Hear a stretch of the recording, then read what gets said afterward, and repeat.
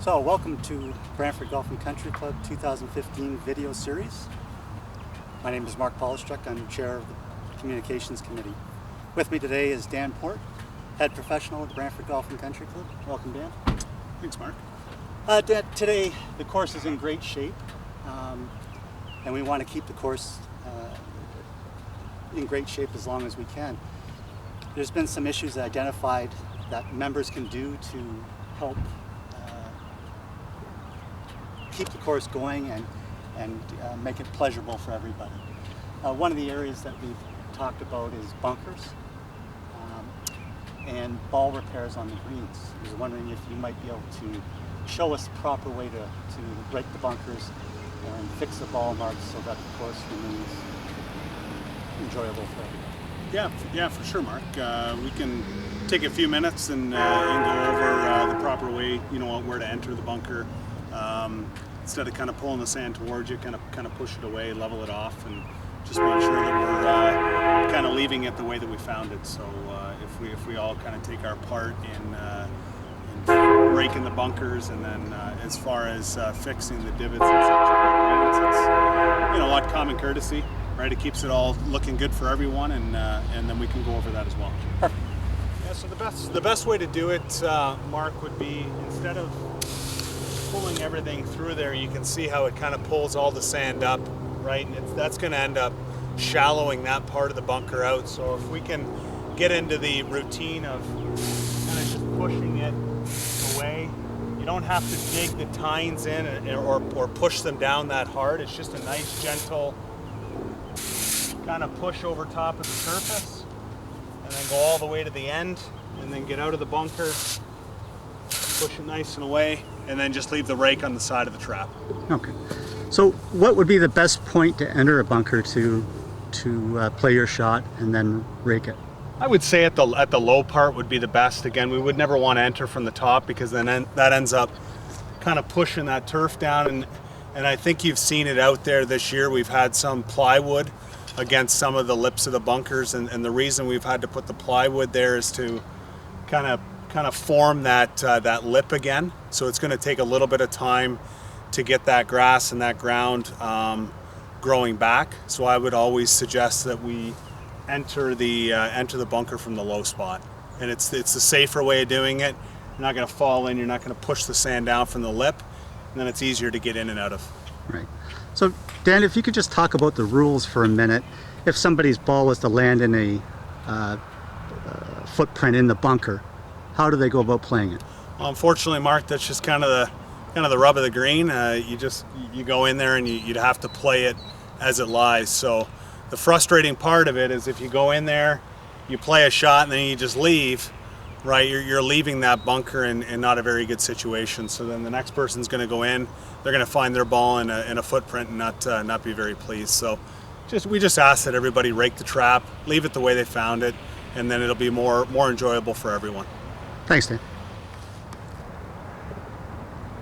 Okay, Dan, we're on the green now. We've hit our approach shot into the green, and we've left a ball mark. Can you go over the procedure for fixing that ball mark so that the green will become as healthy as it can in as short a time period as possible? Yeah, for sure. So the best way, we have these small divot tools. They're little wire ones. If you don't have one, visit the pro shop. We'll give you one free of charge. But best way to go about it is to push in at the edge of the imprint of the ball mark, and we're just gonna go around the entire mark and push the grass towards the middle. And then we would just nicely step on, or use your putter to flatten that out. The worst thing you can do is actually go in and pull up, because if you pull up, you end up ripping the root structure, right? And then that grass dies. So the best way is to go around the entire ball mark and just push that grass into the center. Perfect. Thanks. Okay, Dan, so we're approaching the green, and our members have pull carts. What do you recommend is the best way to avoid doing damage to the green area complex? Yeah, I would say that the best way to do it, Mark, is to obviously avoid a lot of traffic between our bunker edges and our collars and greens. So we ask that to try to maintain the look of our collars, and we also did quite an extensive collar project that we'll be finishing up this fall, where we in fact replace and repair all the collar edges from, again, the damage that we suffered last year in the winter. But we just ask that you keep the pull carts to the rough. Again, if there's small areas of rough and collar between bunker and green, just try to stay away from those areas and maybe just walk around the bunker if you can. But definitely let's keep our pull carts off of the collars, just to let them, you know what, look healthy, look lush, and pleasing to the eye. Right, thank you. So Dan, we're here at the second hole. What do we have here with these racks? Yeah, so what we're doing this year, Mark, we're having a different hole every day or every couple of days where we're putting this rack on the tee. It's not intended for the carts, but it's more intended for the walkers, those with pull carts, to grab a sand and seed bottle, walk the hole, fill up all the divots in the fairways, and then return the empty bottle at the end of the hole.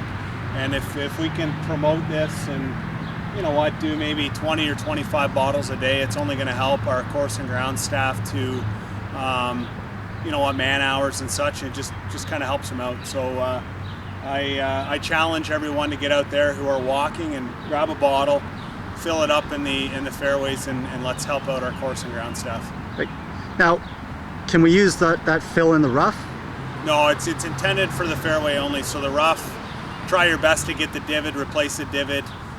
But the mix in these bottles is different seed and grass for the fairways, and it's not intended for for rough use. Okay. So when the hole's done, what do we do with the bottle?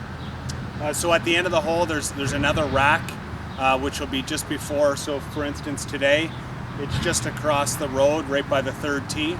Just hang your bottle off that, and what we do is we'll replenish them as we need them. We are in the second fairway, and Dan's going to give us a demonstration on how to fill the divots.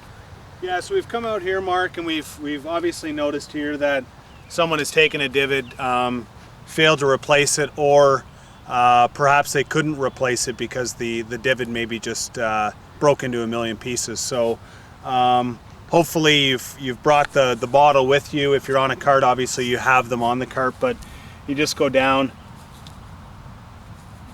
fill them up, and then just tap them down, and then we've done our part. Thanks, Dan. So Dan, to recap, what's the message today we're trying to get out to the members? I would say the message today, Mark, is just care for your golf course. Rake the bunkers, replace our divots. Again, if the divot can't be replaced, let's try to use the sand and seed that's provided. Let's try to watch the collars, make sure that we're not trampling them down with pull carts.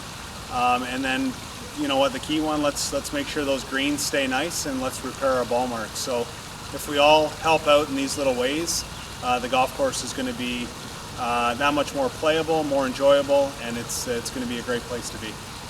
Great. Thanks to Dan Poort, head professional at the Brantford Golf and Country Club, for his time. Thanks, Mark.